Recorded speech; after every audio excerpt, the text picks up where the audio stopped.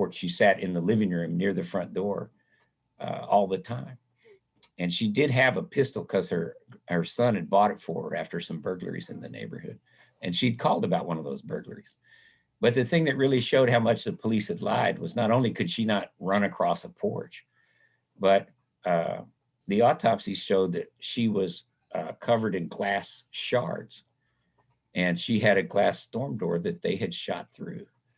And so, there's no statute of limitations on murder, but they didn't, nobody in the district attorney's office or the police thought to bring a murder charge, even though the story had fallen completely apart. So in the era before videotape, it was easier to lie about the circumstances of a police shooting. And you can almost say, really, no video, no justice. I'm gonna move to the modern era here. The police department, nobody has a list going very far back about, there's no official list of how many people were killed by the police department. So I use two sources. This is the Texas Attorney General's death in custody report.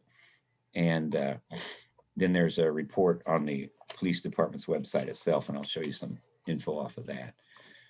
The death in custody report is just what it says. Anybody that dies in police custody, whether they're shot to death or have a heart attack, is on the report. And so I looked at the period from 2005, which is when it used to start. They've been sort of backfilling it, but I'm just sticking with this year, through January of 2017, which was the death of Genevieve Dawes. And the guy that killed Genevieve Dawes was indicted, although not convicted. And so I stopped with her death. The famous death after this is when Amber Geiger killed Botham Jean in 2018. But you would be surprised to know that Botham Jean does not appear in the death records of the Dallas Police Department. They have all their shootings, they're always talking about how transparent they are. But when you look up Amber Geiger, all you see is a previous shooting where she shot and missed a guy or wounded him, I think. And then when you look up Botham Jean, the only thing that comes up is a press release where the Chief Hall asked everybody to pray for the family. But as far as being listed as a person killed by the Dallas police, he's not listed there. But anyway, in this period, which was 145 months, there were about 10 deaths a year or a death every 5 weeks. That, by the way, that's just about the death rate in the Dallas County Jail as well. Every 5 or 6 weeks, somebody dies in the jail. Well, I wonder why I'm not getting the, there we go. Before I tell you the other part of the presentation, I wanted to just go through this briefly. This is the use of force continuum that the police department a police officer is supposed to follow. And what happens is the police officer, you see on the top, that's a response. The subject is leading this. If the subject is screaming and acting weird, then the officer's not supposed to shoot them. He's just supposed to use verbal presence or verbal direction, soft hand control, which is, hand on the shoulder type thing.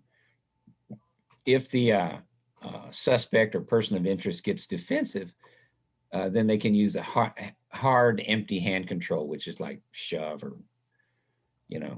or they can use their chemical spray, which is OC, or they can use what's called a P-ball, which is the thing you saw during the protest this summer. It's not lethal, but if it hits you, it's pretty hard. And then if there's active aggression, then they can use their ECW, electroconvulsive weapon. That's a taser. They can use their baton, or again, they can use P-ball. But it's only when you get aggravated aggression, which means I have a weapon and I'm aggressive, that they're supposed to go to deadly force. And so you can see if if they followed the continuum, they'd hardly shoot anybody, really, but they don't usually follow the continuum. We have a kind of like shout and shoot, and these are the results. Between 2003 and again, January 2017, when Genevieve Dawes was killed, there were 231 incidents of police use of deadly force, of firing their weapons. The outcomes are a little different because if there's two people and two get injured, they call that two outcomes. Okay, so just there was one or two incidents like that. In 75 shootings, the suspect was killed. That's less than a third of the time. In 72 shootings, the suspect was injured. In 83 shootings, the category was shoot and miss. And then 3 shootings had some other outcome, which I'm going to guess meant they missed, you know, but anyway. But the most interesting figure here is the shoot and miss. And remember your deadly force continuum. I'm not supposed to use deadly force according to Tennessee versus Garner unless my life is threatened, right? And I'm not supposed to use it unless I've got aggravated aggression here, which would mean I'm in very serious life or death battle, right? But more than a third of the time, in fact, almost 40% of the time, the officer shot and missed. Now, I don't think you read where 83 police officers got killed because they missed they were in a life and death struggle and they missed their criminal, you know. That didn't happen. And I suggest to you that that's very strong evidence that they shout and shoot when they don't need to. They certainly don't need, they're certainly not in a life or death situation if they do it 83 times and they're not killed, you know. So it's one thing to think about. The other thing to think about is thank God they do miss so much, because we could have had 233 deaths during this period, you know, rather than 75. Here's a little bit different look at the same data. The total incidents, 124 or 54%, the suspect had a firearm. Having a firearm in Texas is not that rare, and having a firearm doesn't mean you pointed and tried to shoot it, but anyway, that's the implication. They had a firearm and they got shot. In 65 shootings, they held a weapon that was not a firearm. And these ranged from a toy gun, rock, paintball rifle, box cutter, crumpled piece of paper, knife, and screwdriver. And then in 42 shootings, the suspect was either unarmed or armed only with his hands. Like Clinton Allen that I showed you earlier, shot 7 times. He was unarmed by any definition, but when you go to the database, it says he was armed with his hands. And so I don't know what that means. It might mean that they were fighting and the officer couldn't win the fight, and so he's armed with his hands. I'm not sure what that means, but it does mean that they will shoot you.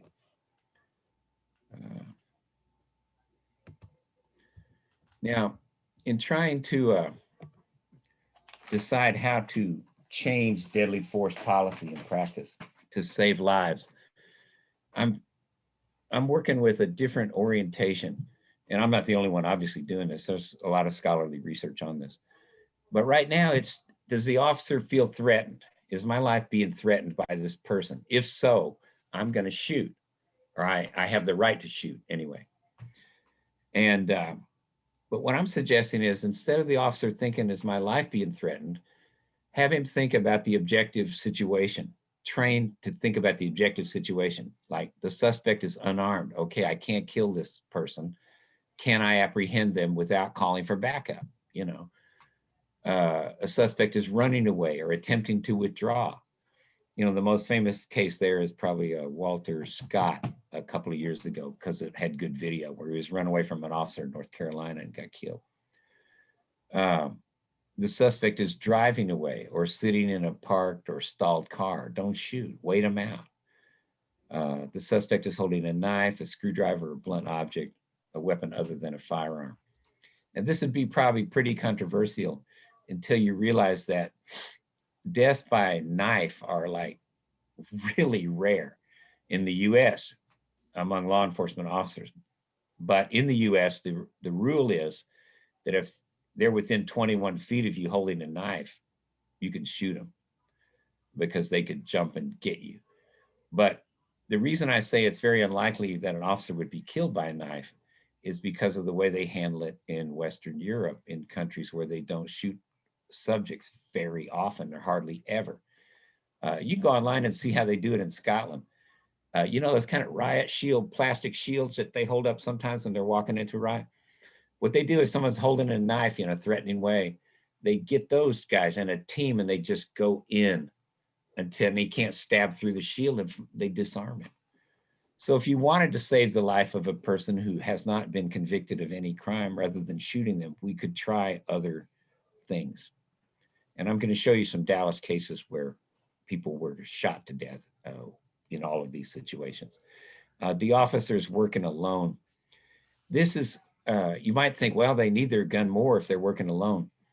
But as it happens, an officer working alone, that's true in a way, because an officer working alone is about 1/3 more likely to shoot his gun, his or her gun, than an officer working in a team or a pair.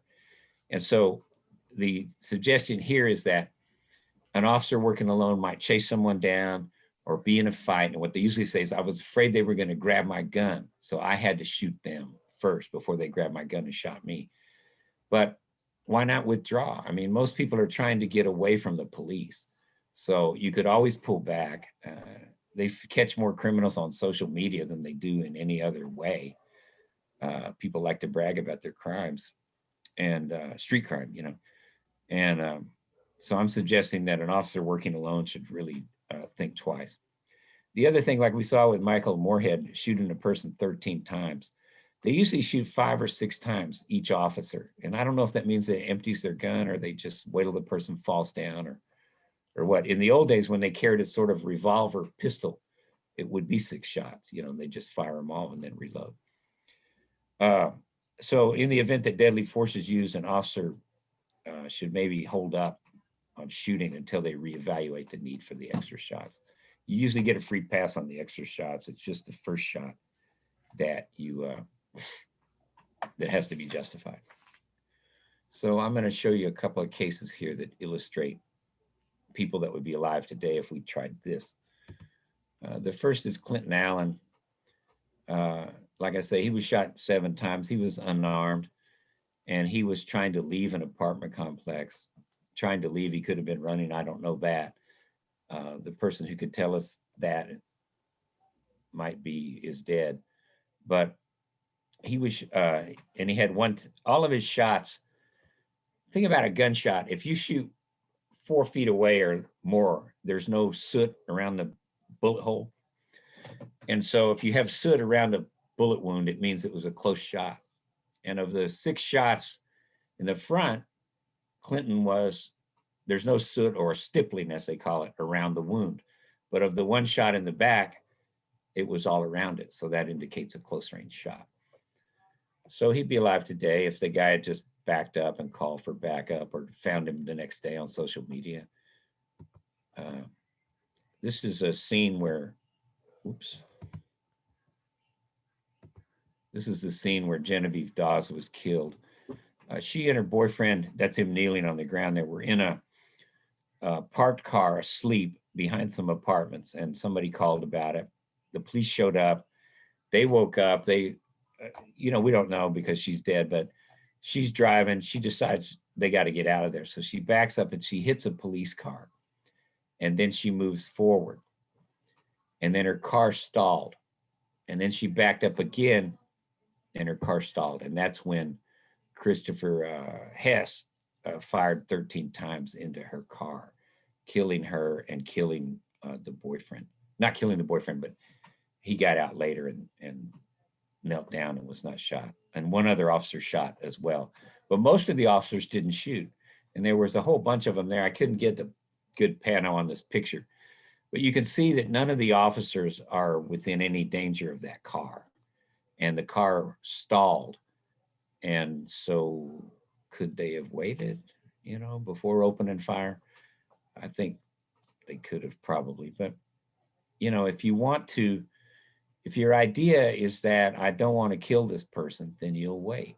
And if it's that this person is threatening me and I have to get control of the situation, then you might start shooting.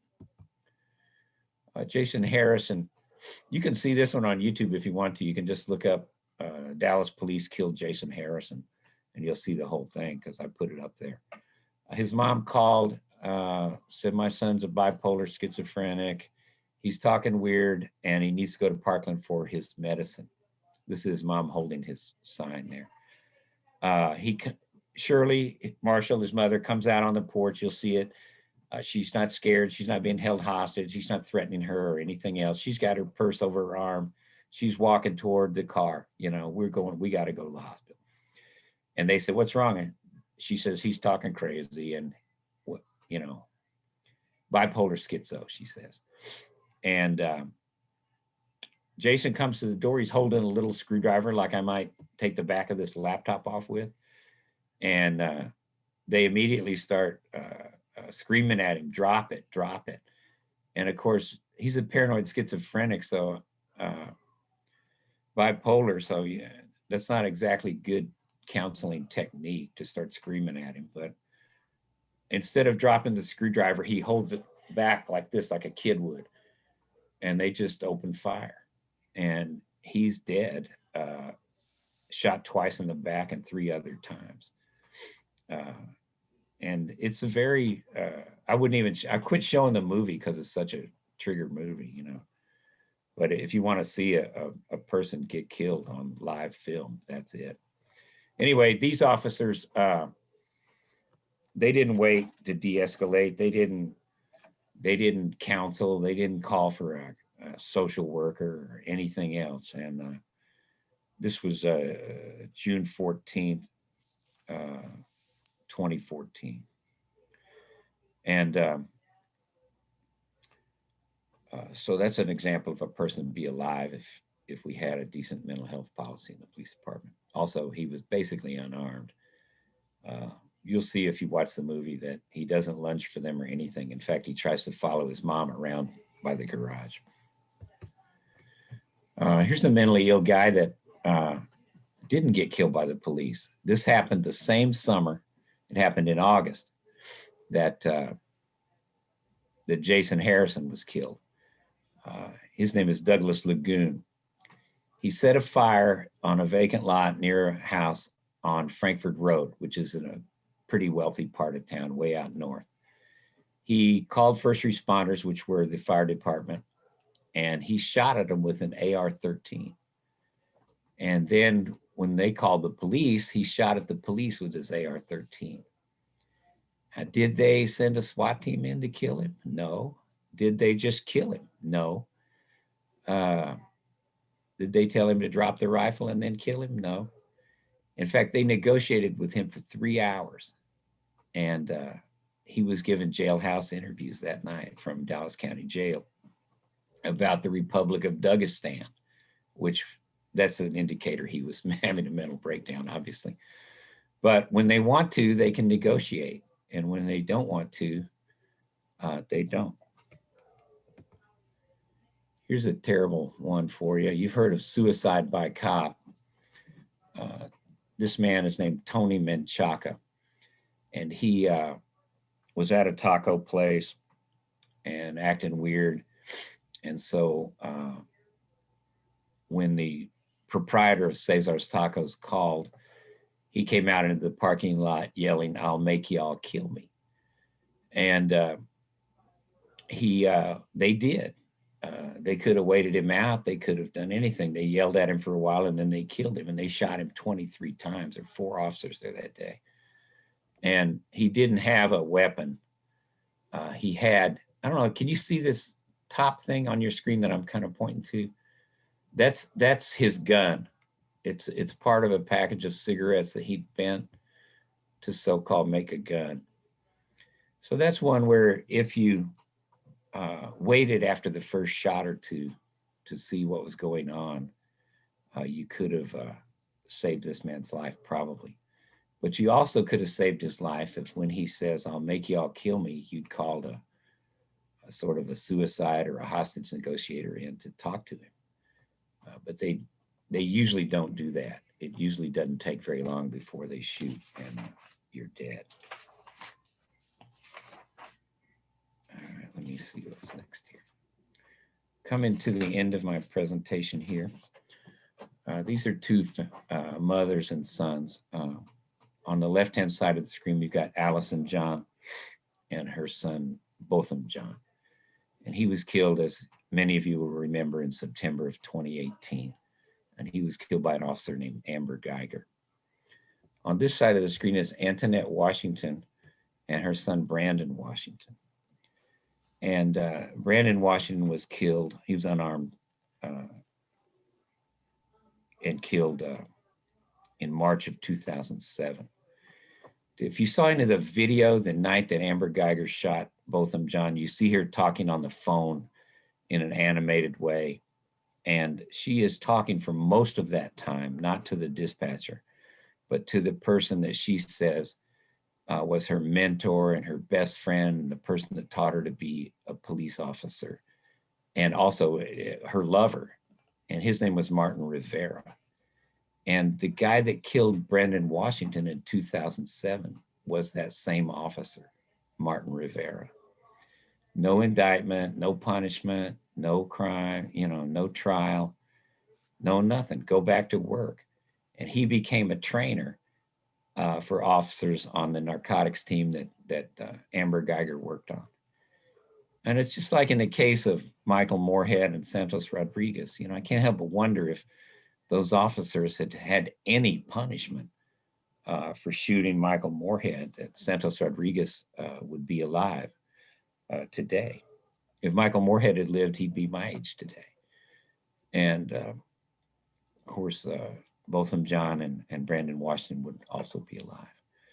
But if Martin Rivera, if something had been changed about his role as a police officer for killing an unarmed man in 2007, maybe Botham John wouldn't have been killed years later by someone that he trained. I used to think, what did he train her to do? Shoot an unarmed person. Brandon Washington, by the way, had been in a 7-Eleven, and the shopkeeper, the clerk there, called the police, said he'd stolen a candy bar. And he was walking, and he must have been angry about something, because when the police officers yelled at him, he started walking toward them instead of away. Well, either way, he probably would have been shot, but he was shot. They said he had a gun. It was his phone. It never turns out that they think they have a phone and it's a gun.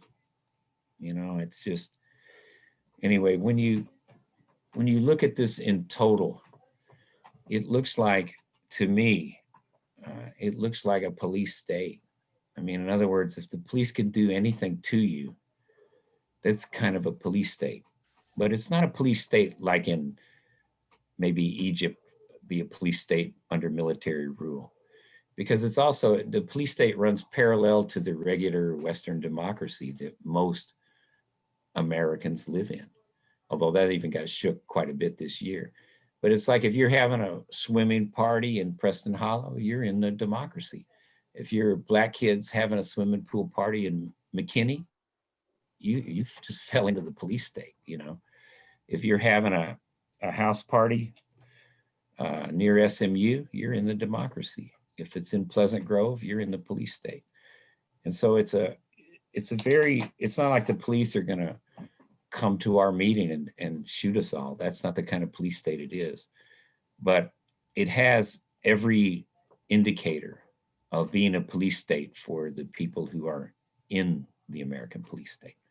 So there are things that can be done, and some of the suggestions that I made on deadly force I think would make a big difference. This is Virginia Bradford and me at one of the last times she spoke. Fred Bradford, I'll just tell you that story briefly. He was on his bicycle about 10 o'clock at night in April of 2013. He was down there like around where the Martin Luther King Bridge runs over, where the Interstate 45 runs over the Martin Luther King Bridge there, just around where the Forest Theater is. And the officer, Brian Burgess was his name, hit him in his car.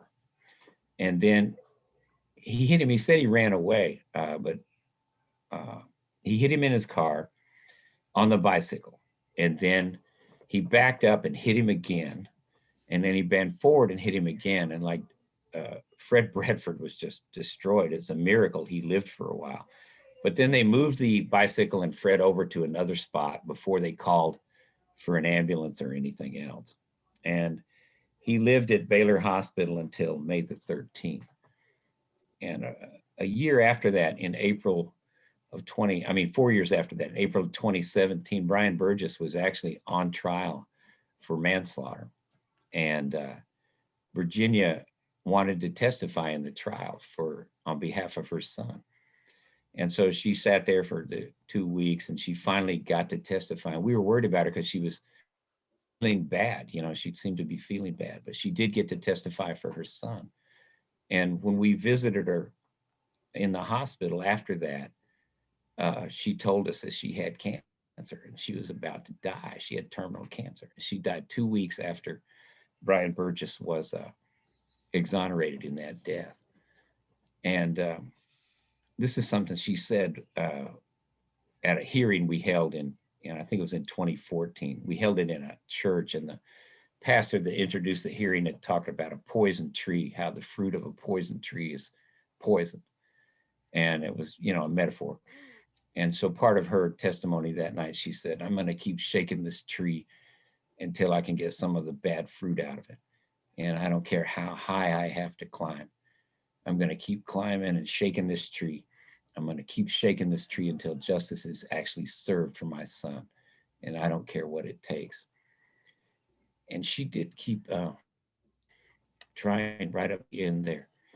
And I think this is the spirit that we're going to need to change policing in the country and going to need to change the country generally. I think the movement comes like a wave and it seems irresistible, but then the wave subsides until there's another terrible outrage.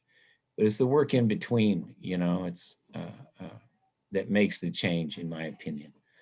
And I say this a lot, but it's not the wave that makes the change. It's the drop by drop work, steady work that goes on between mass movement emerging. It's like water on a stone. And when you break that stone, that's when you get to change. And so I'm hoping that you won't let the facts discourage you, but that you'll want to change these facts. So I'm going to stop this screen share. And I have gone on much longer than 30 minutes, but if you all want to, we'll let George moderate any questions or comments. First of all, we want to thank you. We're going to give you a hand. You can't hear us, but you can see us. And we want to thank you for that. And really, it hasn't discouraged us. Hopefully, it has made us more motivated to move forward and try to get justice, not only for these, but for our future generations. And that means we need to start working and continue to work on changing laws and modifying laws and trying to get something done and support our people in power that can get these things done. And also that means we need to vote and be actively in voting for people who can make a change and do a difference. And so at this time, once again, we can't thank you enough for the presentation. We certainly have been enlightened. And also, I would like for everyone in participation to consider joining us with Dallas County EJI as we continue to shed light and focus and do our part of what we can as an organization. So these are the kind of things that we do and we want to continue to do, and we need everybody's support. And I think John alluded to that in his presentation at one point, that it takes everybody to shake that tree and get the things out of there that are detrimental to us as a people. So at this time, we're going to open the floor. I'm sure you have lots of questions. I have some questions, but I'm going to allow you to go with your questions first. And we want to be in a timely manner. And we have at least 30 minutes left to have discussions and questions. And we look forward to that. You may unmute yourself. That's the first step if you have a question. And then just jump in and we'll go from there. I have a question.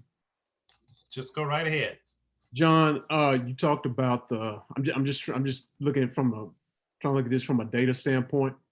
You talked about, you showed kind of the steps that, when they person who's detained the police take some steps, and it goes up till it gets to aggravated aggressions.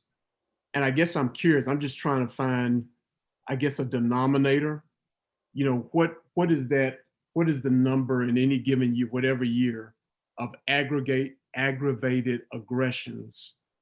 And then, so that's the denominator. And then of course, on top of it is deaths. That's what I'm trying to figure out.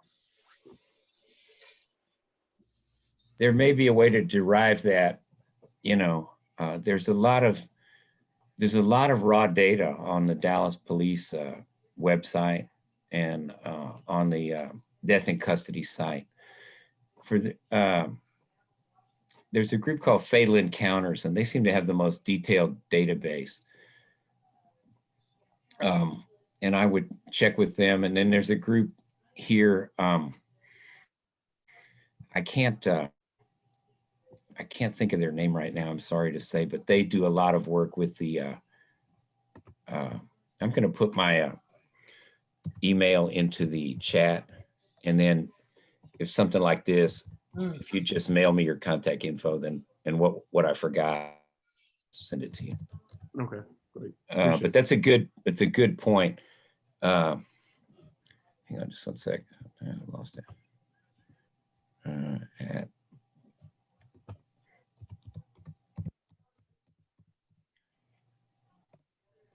There you go. Got it. Anyone else have questions? Yeah, I have a question, John. And this is real simple. I'm just trying to get some simple responses or simple actions. It's in the chat, John. Can we demand the piece of equipment that is issued when someone has a knife? I'm just talking about something has that been requested? Like I think you indicated was happening in Scotland, because a number of our people die as a result of the knife, etc. Yeah, it's very low. It's about the same amount as the number of police that get convicted of murder in America. I mean, it is low. In the United Kingdom, about the only time a police officer dies is when there's a bomb. Right, and I guess what I'm asking, right here in Dallas, can we not somehow request or demand that given piece of equipment that the Scottish officers use when someone has a knife? Yeah, I think that we should, and we should demand that kind of training for people, because you'll remember the case of Bobby Bennett. He was Right. mentally having a breakdown, and he was holding a knife. And the officer that shot him, I think it started with a C. I can't remember his name right now, but he shot him from 22 feet away. And if it hadn't been for a telephone video from a bystander, Bennett would have been in jail for assault with a knife, and the officer would have walked away from that one. But he didn't. He ended up leaving the force. But yeah, that's it. I'm sorry, go on, John. I was just going to say that's a real good idea, and I don't think it would be. It's something that the police research group in Washington is advocating. So we should be able to get that. It's a good idea. Right. Okay. Yeah, I'm just recommending something because recommending that. The other. I'm sorry. Can I continue on for a moment? Yes, please go. Yeah, I'm just muting so I just doesn't cross you. And what are the mental health initiatives? I know that some have been developed when encountering. This is separate from the knife. But what are the mental health initiatives when encountering someone who's mentally ill? Well, most of the time they still send just regular officers. There is a program that's operating in, I think it's in South Dallas Fair Park area called Right Way or Right Choice, something like that, that has a team of social workers, but they do have an officer with them. And what they found was that, and this is true for the other programs that we looked at this summer, one in California and one in Oregon, that was, they haven't needed the officer to do anything. Just a very handful of times out of all the calls they've made. In the group in Oregon is called Cahoots. They don't take officers with them. They're just strictly social workers in a van.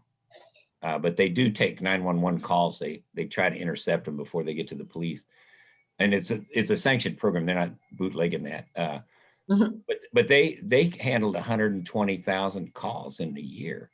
And they had maybe two or three calls where they had to, or maybe it was 2 or 3%, where they had to involve the police. And so if approached right, the mental health crisis does not demand an armed response. In fact, an armed policeman can escalate something just by their presence. But there are successful programs that do not involve the police at all, unless they just call them when something happens. Routinely, they don't use them. There's another real good, that program's called Cahoots. You can look them up. And then there's a program in Sacramento called MH First, which came out of the anti-police brutality movement there. Some emergency room nurses started it, and they run it as all volunteer program, and they don't use the police at all. In fact, one of their team is a person to interface with the police while they solve the problem before they can shoot the person. But there are a lot of good programs on that, and we can do that. I think it's something that city managers are interested in. I think Ms. Masdale has one more question. What is your position on defunding? Is that one of your questions? And if so, yes. Yes, George, that's one of the questions. But if I might just follow up on, because I see where Cecilia has responded related to that DPD in Parkland, et cetera. But anyway, John, certainly I would like to work on that whole issue of some type of mental health initiative, as well as that whole knife thing initiative. Yes, George, my final thing is just briefly, if he could tell me what his position is on defunding. Yeah, my position is that over-policing and racial profiling and police brutality are not making anybody any safer in this city. And that at the same time, we have tremendous unmet human needs. The biggest single piece of the Dallas City budget is the police department. And the days when that is a sacred cow have got to be over. We have got to reallocate funds that are going to law enforcement and put them into these long-standing unmet human needs in health and education, mental health, employment, and so forth. And I think also that a lot of people don't quite understand this reshuffling fundings. The general idea and thought is, to most people's mind, when you hear defund, that means take away in their mindsets. But I think there also needs to be some education of what defunding means, or they need to come up with another term as to reshuffling funds for more mental health issues as it relates to the budget. So that's something I think that's not clarified with a lot of people. Well, I think John just used the word reallocation. Yeah, he did. And also the other word that's used is redistribution. Right. And I think a lot of people don't really understand that. So that's important. Maybe some education needs to be done on just the definition of, or the process of what it means. So with that said, do we have any other questions? I see, and I'll keep reading. Let me just say one more thing about defund, and that is, I mean, I stay away from the term, but there's two parts to this reallocation. The idea of defunding the police, of shrinking the footprint of the police and having fewer encounters between the police and residents, that's a very legitimate part. I mean, it's a two-part thing. Exactly. The city would be better if we just added funds for human needs, but that's not the whole ask here. So anyway. I have a question for John. It seems like police culture in and of itself is violent. However, I'm curious if there's good data regarding the profile of police officers who kill and who injure. Do we have any common biographical factors, any common, data on what they did before they were police and so on? Before there were police, I don't know anything on that, but the two things that come up usually are a history of complaints by citizens. That's like Derek Chauvin had those, for instance. And if you've previously shot your gun, most officers don't ever shoot their weapon. Like Amber Geiger had shot her gun before, Daryl Kane had even killed someone before. Diane will remember the guy they used to call Seagar. He killed 5 or 6 people, all justified, and he was a star policeman back in the 80s. And so having shot one person usually has something. If you've shot your gun, you're more likely to use it.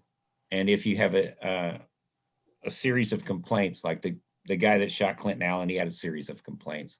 Sometimes the complaints are just falsifying reports, but that's a signal of dishonesty, which can go with other things. So those are the two that I know. And there's probably much more data on it. I just don't know it. We have a question in the chat. It says, and I also wanted to ask this question. I'm going to modify it. If you heard the candidates today, which of the candidates for the police chief has the best vision or plan for Dallas as chief leaders? And then the question in the chat would change, candidate for police chief would change the way DPD operates. Do you think any of the current candidates, for police chief would change the way DPD operates? And my question was, which one do you think would have the best vision if you were familiar with hearing them today? Anybody, and of course, address it to John and anybody else. Well, I was on a panel that got to interview all of them on yesterday, so I am familiar with them. The transformational candidate is Brackney. She's got the deepest vision for the most fundamental change, and she's currently the chief of police in Charlottesville, Virginia, and for that she was chief of police in Pittsburgh. Of the local candidates, I thought Malik Aziz was the best. For our group, he was actually the highest rated, and Brackney came in second. Aziz is he's so knowledgeable about DPD and about the city, and he's a good-hearted cop, I would say, and he's very specific about things that he would do. And I'm not putting him against Brackney as he's not for fundamental change, but I'm just saying she was the most transformational one in her vision. But I think we could get probably most of the changes that she would propose would probably be proposed by Aziz as well. Aziz was my top choice and she was my second choice, and that was what our group was too. But to describe them that way, I think does them both justice. All of the people could probably run the department, with the exception of the guy from Irving. I just don't think being a chief of a little city or suburb is preparation for a large city like this. But one thing that might surprise you, we talked about defunding with them, and they were much more realistic than elected officials. They know. We asked them, what are your crime reduction policies? And most of it boiled down to hotspot policing, and that we need to do more on the human social needs sides of it. And a couple of them even said, yeah, I think we should defund certain functions of the police and push them out in other directions, which is something you certainly wouldn't hear most elected officials say. John, I had a question about Brackney. Was she in Charlottesville in 2017? No, she was in Pittsburgh, but they brought her in after the Unite the Right rally and the violence that occurred there. They wanted a complete shakeup because they had some other incidents with right-wing violence, and the people had not felt protected by the police in Charlottesville.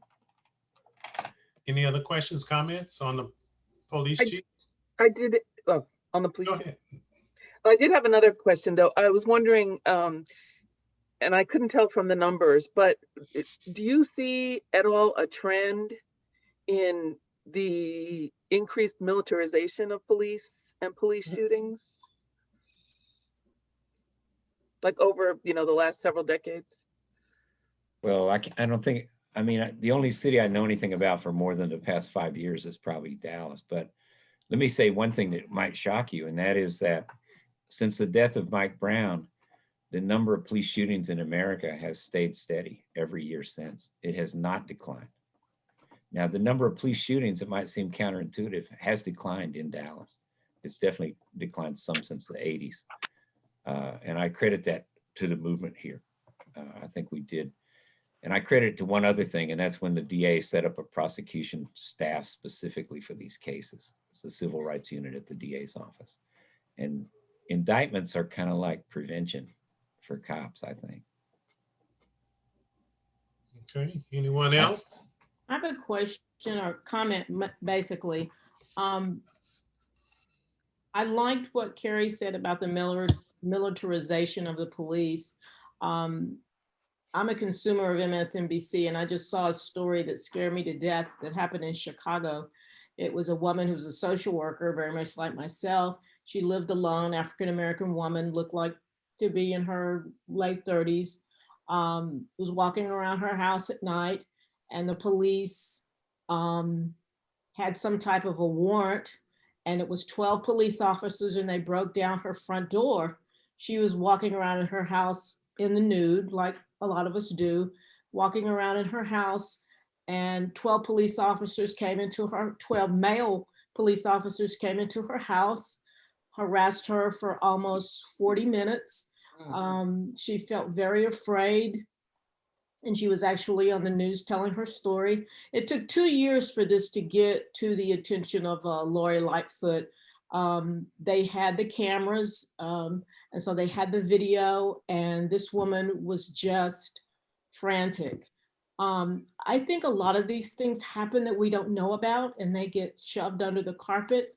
And a lot of what you were saying, John, a lot of it had to do with African American and Hispanic males, but I think that African American females and females in general have also become a target, especially for white male police officers. And so I think that a lot of us feel just as unsafe as African American males. So I think that would be something to present to the police department too, that it's also us females that are in danger. That case was one that if the video hadn't been made public, nothing would have happened, and nothing may still happen. Right. It also, did they describe it as a no-knock entry? Did they just kick the door in, or? They kicked the door in. They had the wrong person on the warrant, very much like the Breonna Taylor deal. They had the wrong person on the warrant. She continued to tell them that they had the wrong person. They stayed in her house for like 40 minutes with her standing there in the nude with a wrap on, and yeah, and they just stood there. And they, even after they found out it was the wrong place, they still continued to just like camp up in her house and talk about what they were going to do next. Do you know that if you tried to tell that story and the woman was white, it would not be believed. It wouldn't have happened, for one thing. Exactly. And I want to say that it's a good example of how routine this stuff is, because there's many others out there that there's no video, we're never going to see it. Exactly. But think about this for a second. George Floyd was killed on May 25th. The police chief in Minneapolis was African-American man, very progressive. He's been part of the 21st Century Policing Task Force. He had actually sued the Minneapolis Police Department himself for discrimination when he was a younger officer.